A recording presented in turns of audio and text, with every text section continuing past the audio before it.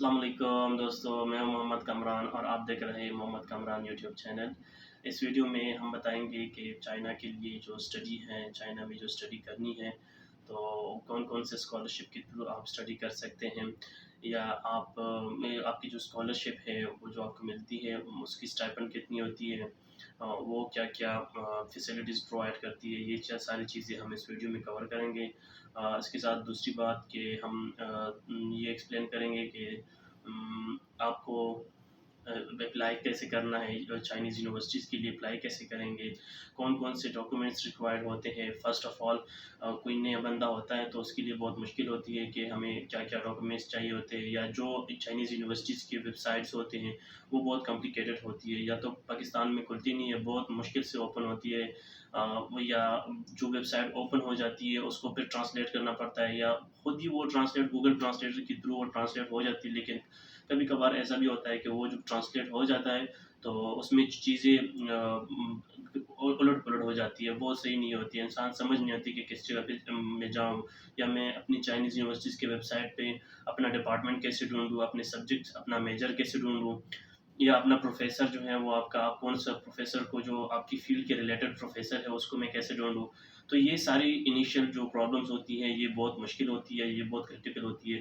तो इसके लिए हम आपको गाइड कर रहे हैं इस वीडियो के थ्रू। सारी चीज़ें हमें आपको एक्सप्लेन करेंगे नंबर बाय नंबर, मतलब नंबर वाइज़ आपको हम एक्सप्लेन करेंगे, एक-एक चीज़ हम आपको बताएँगे कि कैसे आपने अप्लाई करना है, स्टार्ट टू एंड तक आपने कैसे जाना है।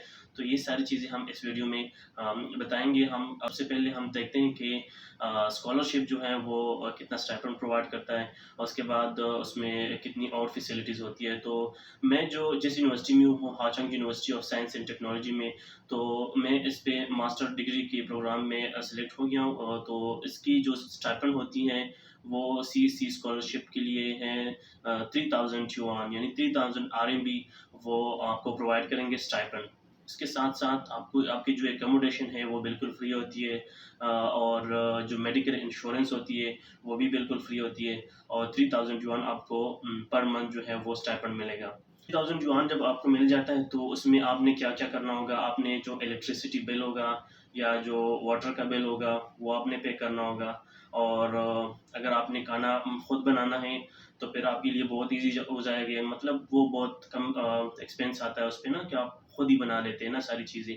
हम तो खुद ही बनाते हैं क्योंकि हम 3 बंदे हैं और तीनों माशाल्लाह पठान हैं, तो यहाँ पे पहली बार तो बहुत बहुत मुश्किल हुई थी मेरे लिए, क्योंकि मैं चाइनीज़ फूड्स के साथ बिल्कुल भी फ़ेमिलियर नहीं था, तो मैं नहीं खा सकता था। ये सारी चीज़ें मुझे स्मेल आती थी उनसे। अभी ख़ैर रफ़्ता-रफ़्ता हम उसके साथ आदी हो गए हैं, लेकिन अभी भी वो टेस्ट नहीं है उसमें जो हम हमारे पाकिस्तानी खानों में होती है। तो जो आपका खाने का एक्सपेंस होगा, अगर आप खुद बनाते हैं तो वो एक्सपेंस आपका जो है वो डाउन होगा, इतना नहीं होगा। अगर आप यूनिवर्सिटी के कैंटीन से खाते हैं तो ऑब्वियसली वो बहुत आपको महँगा पड़ेगा आपको, तो इसके खर्चे बहुत होंगे। तो आपके लिए फिर स्टाइपेंड में जो बचत होगी वो फिर कम होगी ना, तो इसलिए मैं रिकमेंड करूँगा कि आप लोगों के साथ अगर ऐसा बंदा है कि वो आपके लिए खुद कुक करे, या आप खुद ही कर सकते हैं, तो ये आपके लिए बहुत बेहतर होगा कि आप खुद ही करें ना। तो ये चीज़ें फिर बहुत अच्छी होती है, जब आप खुद ही कुक करते हैं ना, तो ये आपके लिए बहुत अच्छा पड़ेगा। सो तकरीबन यहाँ पे वुहान सिटी में, मैं वुहान सिटी का थोड़ा जो यूनिवर्सिटी के अंदर कैंपस में अंदर जितने भी मार्केट्स हैं वो थोड़े से एक्सपेंसिव है, जो सारी चीज़ें उसमें थोड़ी सी एक्सपेंसिव मिलती है। लेकिन वुहान सिटी के बाहर जब आ जाए तो बहुत से मार्केट्स ऐसे हैं, वो बहुत सस्ती चीज़ें होती हैं वहाँ पे। तो इंशाल्लाह हमने तो अभी ट्राई नहीं किया है, बाहर यूनिवर्सिटी से बाहर जितनी भी मार्केट्स हैं हमने तो अभी ट्राई नहीं किया, क्योंकि हम गए नहीं हैं बाहर। तो इतना वो नहीं है ना, हम अभी 1 महीना भी पूरा नहीं हुआ है कि हम पाँच सिटी आ गए ना, तो इतना 1 महीना भी नहीं हुआ हमारा। तो अब हम इतने फ़ैमिलियर नहीं है कि हम बाहर जाएँ फिर मार्केट्स देखें, तो अभी पता चल रहा है कि सीनियर से पता चल रहा है कि कौन-कौन से मार्केट्स हैं यहाँ पे बाहर, जो सस्ती चीज़ें मिलती हैं वहाँ पे। तो वुहान सिटी के लिहाज से जितना मैंने सीनियर से सुना है, तो हमारा तो अभी फाइनल मतलब जो मंथ है वो ख़त्म नहीं हुआ है। तो जैसे ही मंथ ख़त्म होगा तो हमारा जो वो सेटअप होगा या जितनी भी कैलकुलेशन होगी, मैं फिर आपको बताऊँगा कि कितना हमारा हुआ। लेकिन सीनियर के हिसाब से सीनियर कह रहे हैं कि आपका जो मैक्सिमम एक्सपेंस होगा यहाँ पे 300 युआन से ज़्यादा नहीं जाएगा, पर हेड का 300 युआन से आपका इतना नहीं होगा। तो इसमें फूड भी आपका इंक्लूड होगा, इसके साथ-साथ बिजली, जो लाइट की बिल होगी, या वाटर की बिल होगी, तो ये सारी चीज़ें इसमें इंक्लूड होगी। तो 300 yuan is nothing in Wuhan. So हमारा वहाँ जो स्टाइपेंड है वो तकरीबन 3000 युआन है। तो 3000 युआन अगर आप 300 युआन कर लें, तो इसमें से माइनस कर लें, 2700 आपके लिए बिल्कुल वो बचत होगी। तो आप उसको सेव भी कर सकते हैं, या आप अगर आप घर भेजना चाहते हैं तो वो भी कर सकते हैं। तो मास्टर के लिए ये प्लान है कि 3000 युआन मास्टर के लिए हो गया है। और उसके बाद जो पीएचडी लेवल है, पीएचडी वालों के लिए मिलती है 3500 मिलती है उनको। और बैचलर की जो होगी, बैचलर तकरीबन बैचलर 2500 बैचलर को मिलती है। ये तो सीईसी स्कॉलरशिप का हो गया है ना, कि इतनी स्टाइपेंड है, इसमें एकोमोडेशन हो गया और मेडिकल इंश्योरेंस हो गया, ये सारी चीज़ें आपके लिए बिल्कुल ही फ्री होगी। अच्छा, तो आपने अपनी यूनिवर्सिटी कैसे चूज़ करनी होगी?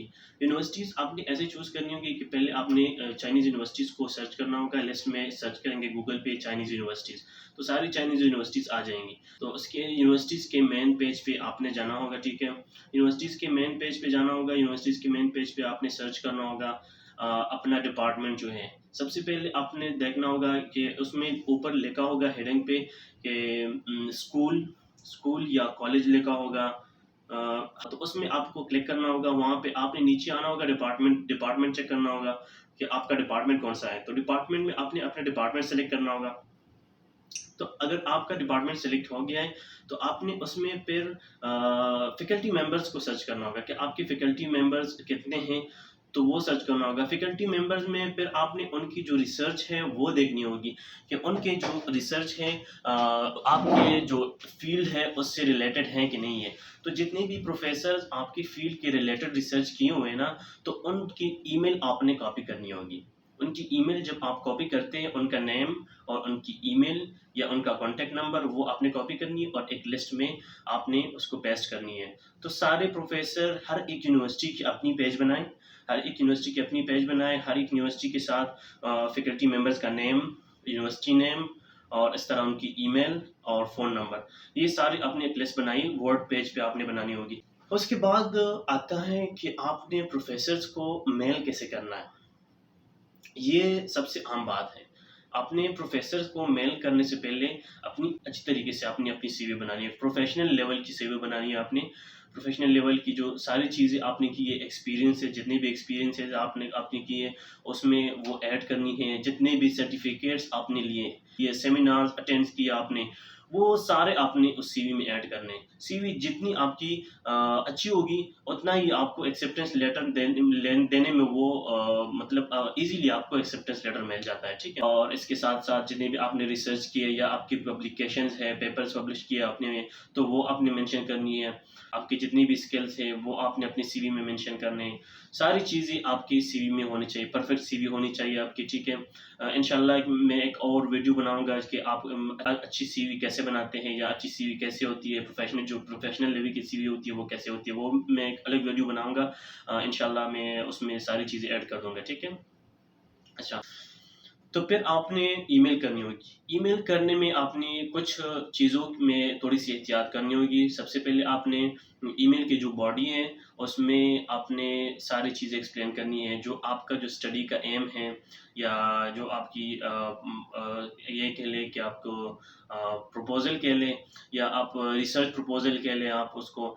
तो वो चीज़ें आपने उसमें मेंशन करनी है कि मेरी क्वालिफ़िकेशन क्या है, उस सीवी में आपने मेंशन करना, वो जो बॉडी होती, सॉरी, जो बॉडी होती है ईमेल में, उसमें आपने मेंशन करना होगा कि आपकी जो आपकी फ़ील्ड क्या है, या प्रोफ़ेसर का जो फ़ील्ड है उससे आपका फ़ील्ड मैचिंग कर रहा है कि नहीं कर रहा है, वो भी आपने उसमें बॉडी में मेंशन करना होगा। अपनी यूनिवर्सिटी का नेम बताना होगा कि मैंने कौन-सी यूनिवर्सिटी में ग्रेजुएशन की है।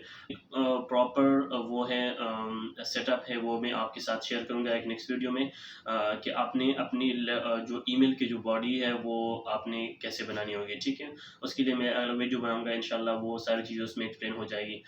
तो उसके साथ जो लेटर जो ईमेल की बॉडी होगी, उसके साथ आपने अपनी वो प्रोफ़ेशनल सीवी अटैच करनी है, ठीक है ना? और उसके बाद आपने सीवी को, या जो ईमेल है वो आपने सेंड करनी है। अच्छा, सेंड करने में आपने एक और चीज़ का ख़ास ख़्याल रखना होगा। जब जब क्योंकि पाकिस्तान यहाँ का तो तकरीबन 3 घंटे का फ़र्क है, पाकिस्तान से 3 घंटे का फ़र्क है, आगे है, 3 घंटे आगे है यहाँ, ठीक है? तो आपने जब ईमेल करनी है तो वो आपने रात को करनी होगी, जो सेंड करना होता है। आपने सारी चीज़ें बनानी है, उसमें उसको ड्राफ्ट में सेव करनी है आपने, और उसके बाद अलार्म लगा लें रात को।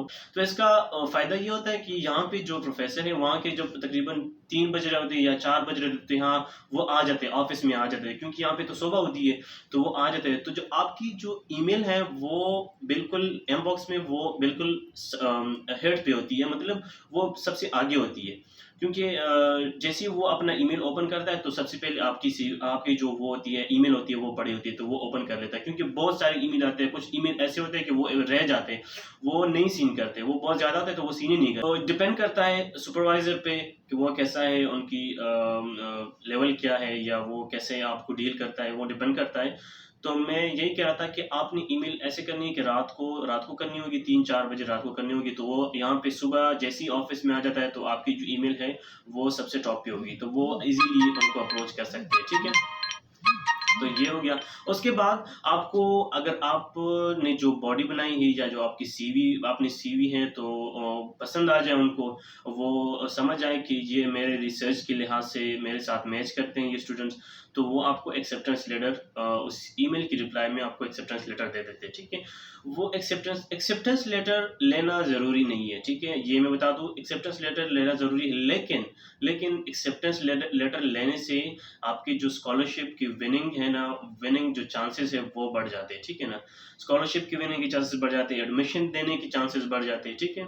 तो ये अच्छी चीज़ है, कर ले, मिल जाए, नहीं मिले तो ऐसे ही अप्लाई कर सकते हैं। जितनी भी यूनिवर्सिटीज़ है जो कि without application fees admission provide करते हैं, तो उनके लिए कर दे, ठीक है ना? ये अच्छी होती है। अगर एप्लीकेशन फ़ी आप दे सकते हैं, तो एप्लीकेशन फ़ी फिर वो कर ले, कोई इशू नहीं है। मैं तो नहीं दे सकता था, क्योंकि मेरे पास इतने पैसे नहीं होते थे। पाकिस्तान में थोड़े से इनकम जो फाइनेंस इश्यूज़ थे, वो थे थोड़े। तो मैंने सिर्फ़ एक यूनिवर्सिटी में अप्लाई किया, अल्हम्दुलिल्लाह फर्स्ट टाइम किया है, और फर्स्ट टाइम मेरा एडमिशन हो गया यहाँ पे, जो कि तकरीबन हस्ट यूनिवर्सिटी जो है, ये चाइना की तकरीबन टॉप रैंकिंग में है, टॉप 10 रैंकिंग में है, तकरीबन 6 रैंक में आ जाती है। तो ये किस्मत के, फर्स्ट टाइम मैंने अप्लाई किया, फ़ीस मैंने पे कर दी, तकरीबन 600 युआन उसकी एप्लीकेशन फ़ी थी, वो बस मैंने पे कर दी। मैंने कहा चलो दे देता हूँ, बस अल्लाह अल्लाह पे तवक्कल करके बस मैंने वो एप्लीकेशन फ़ी सबमिट कर दी। और उसके बाद फिर जुलाई में मुझे ईमेल आई है नॉमिनेशन की, मुझे नॉमिनेशन हुई है। तो चलो, ये तो एक अलग टॉपिक है, डायरेक्शन चेंज हो गया। मैं ये कहना चाहता था कि अगर आपको एक्सेप्टेंस लेटर मिल जाए, ठीक है, तो उस एक्सेप्टेंस लेटर लेने के बाद ऐसा भी होता है कि आपको 2-3 यूनिवर्सिटी से एक्सेप्टेंस लेटर मिल जाए, ठीक है ना? तो आपने ऐसा करना होगा कि आपने फिर यूनिवर्सिटी की रैंकिंग देखनी होगी कि कौन-सी यूनिवर्सिटीज़ की रैंकिंग अच्छी है, ठीक है ना? तो जिस यूनिवर्सिटी की रैंकिंग अच्छी होगी, उसी यूनिवर्सिटी के एक्सेप्टेंस लेटर को आपने यूज़ करके उसके यूनिवर्सिटी के पोर्टल पे आपने अप्लाई करना होगा, ठीक है? यूनिवर्सिटीज़ के पोर्टल पे अप्लाई करके फिर आपने ऐसा करना होगा, सबसे पहले आपने सीएससी, अगर आपने यूनिवर्सिटी सेलेक्ट कर ली, उसके बाद आपने क्या करना होगा कि सीएससी पोर्टल पे आपने अप्लाई करना होगा। उसमें जो एजेंसी नंबर है यूनिवर्सिटी का, अपनी एजेंसी नंबर यूनिवर्सिटी के पेज पे अवेलेबल होगा। एजेंसी नंबर वो ले लीजिए, और एजेंसी नंबर वहाँ पे आप पुट करेंगे, तो आपकी यूनिवर्सिटी खुद ब खुद आ जाती है, ठीक है? उसमें अपनी डिपार्टमेंट सेलेक्ट करनी है, सीएससी स्कॉलरशिप पे जो पेज है, उसमें करनी है, और सारी अप्लाई उसमें करनी है। इंशाल्लाह इसकी अलग वीडियो में बनाऊँगा। ये सारी वीडियो बनती रहेगी इंशाल्लाह।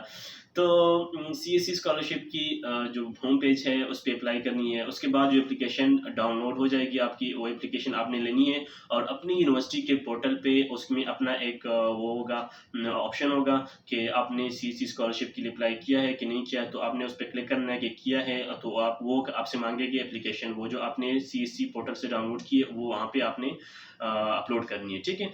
अच्छा, तो यूनिवर्सिटी के पोर्टल पे आपने अप्लाई कर दिया, सीएससी पोर्टल पे आपने अप्लाई कर दिया, दैट्स इट। आपने वेट करना है कब तक? जब तक यूनिवर्सिटी की डेडलाइन एप्लीकेशन की डेडलाइन ख़त्म नहीं हो जाती और आपने अपनी यूनिवर्सिटी के पोर्टल के आप पोर्टल पे विज़िट करना होगा कि आपकी जो एप्लीकेशन है वो स्टेटस क्या है, पेंडिंग है या प्रोसेसिंग है, वो आपने देखना होगा, ठीक है ना?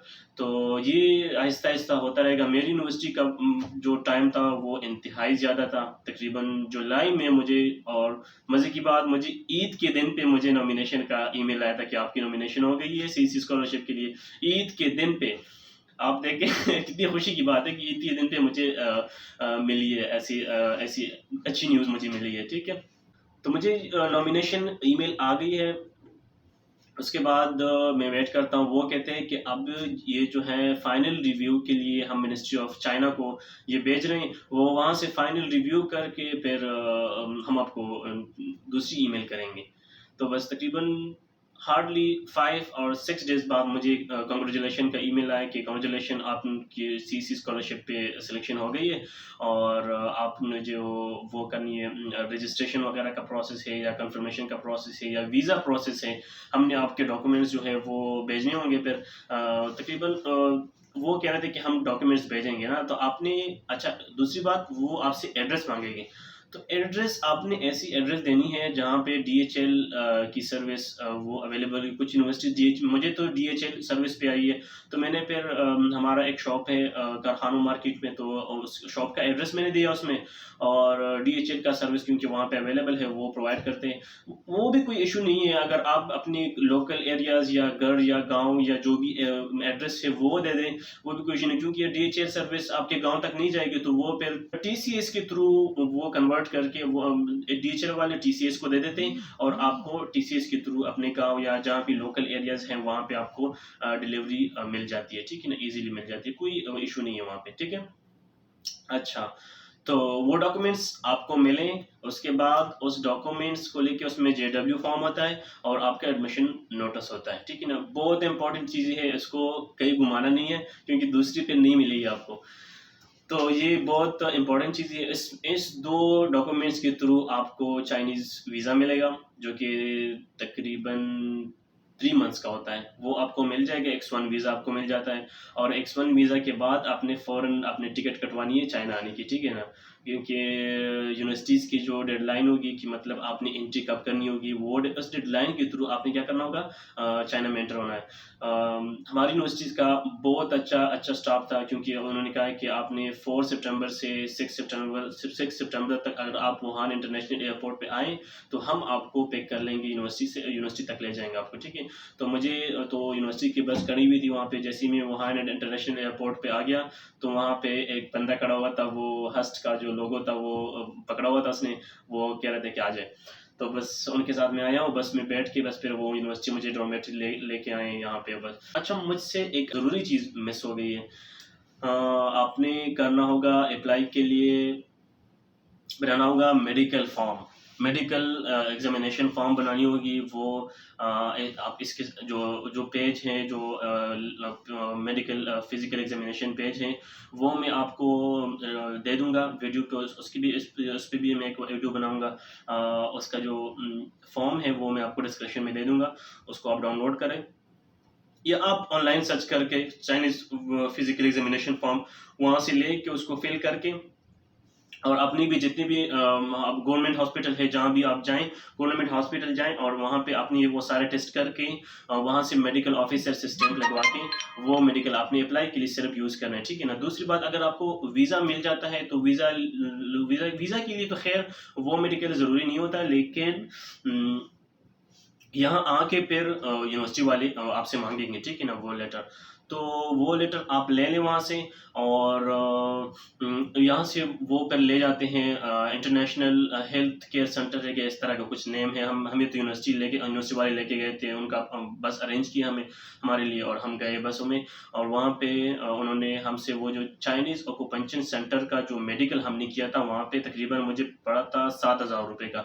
तो वो 7,000 रुपये लेके आपको वो 2 कॉपीज़ दे देते हैं चाइनीज़ ऑक्यूपेंशन सेंटर के। तो वो आपने पाकिस्तान से करवाओ, बहुत सस्ता है वहाँ पे। यहाँ पे आके फिर आपने तकरीबन 121 आपने पे करना होगा, तो वो बहुत एक्सपेंसिव पड़ता है यहाँ पे फिर। क्योंकि पाकिस्तान से करवाओ वो बहुत सस्ता पड़ता है आपको, पाकिस्तान से करवा के आ जाए। ये वीज़ा लेने के बाद प्रोसेस है, वीज़ा लेने से पहले भी कर सकते हैं आप, क्योंकि कोई इशू नहीं है। वीज़ा के लिए जब आप अप्लाई करेंगे तो इसके लिए ये ज़रूरी नहीं होता है, मेडिकल फिजिकल जो एग्जामिनेशन रिपोर्ट है वो ज़रूरी नहीं होती है सॉरी वीज़ा के लिए। तो आप कर लें। उसके बाद है पुलिस क्लियरेंस, मुझसे भूल गया था, पुलिस क्लियरेंस बहुत ज़रूरी है। पुलिस क्लियरेंस आपने अप्लाई के लिए भी बनानी होगी, ठीक है ना? अप्लाई के बाद अगर जब आप अप्लाई कर रहे हैं उसके बाद आपका एडमिशन हो जाए, तो एडमिशन के बाद जो है वो आप फिर दूसरी बनाएंगे, क्योंकि वो एक्सपायर हो जाती है। 180 डेज़ का वो होता है, उसमें वैलिडिटी होती है। तो 180 डेज़ के बाद वो एक्सपायर हो जाता है, और आपका जो ड्यूरेशन है एप्लीकेशन और एडमिशन होने तक, ये तकरीबन 6 माह का होता है, तो वो एक्सपायर हो जाता है। मेरा तो एक्सपायर हो गया था, तो फिर मैंने दूसरी बनवाई है मेडिकल सॉरी पुलिस क्लियरेंस। वो आपने अपने पुलिस स्टेशन से बनवानी होगी, वो इजी प्रोसेस है, वो भी मैं आपको बताऊंगा कैसे बनानी होगी, ठीक है? वो बना लिया आपने। उसके बाद पुलिस क्लियरेंस हो गई, फिजिकल एग्जामिनेशन हो गया, वो तो आप गवर्नमेंट हॉस्पिटल से करवा के अप्लाई कर सकते हैं। बाद में आपने चाइनीज़ ऑक्यूपेशन सेंटर इस्लामाबाद से करवानी होगी, वो उनके साथ रजिस्टर्ड है, चाइना वालों के साथ रजिस्टर्ड है, तो वो एक्सेप्टेबल है, यहाँ पे चाइना में एक्सेप्टेबल है। मेरी यूनिवर्सिटी में एक्सेप्टेबल है, आपकी यूनिवर्सिटी का मुझे नहीं पता होगा, कि हर यूनिवर्सिटी का अपना सिस्टम होता है, वो देखना होगा कि एक्सेप्टेबल है कि नहीं एक्सेप्टेबल है, ठीक है? अप्लाई हो गया, नॉमिनेशन हो गया, कंग्रेचुलेशन आ गया आपको, मतलब आपका स्कॉलरशिप हो गया है। उसके बाद आपने एड्रेस दे दिया। एड्रेस के बाद आपने क्या किया, आपको डॉक्यूमेंट्स मिले हैं, जेडब्ल्यू फॉर्म, एडमिशन नोटिस वो मिले हैं।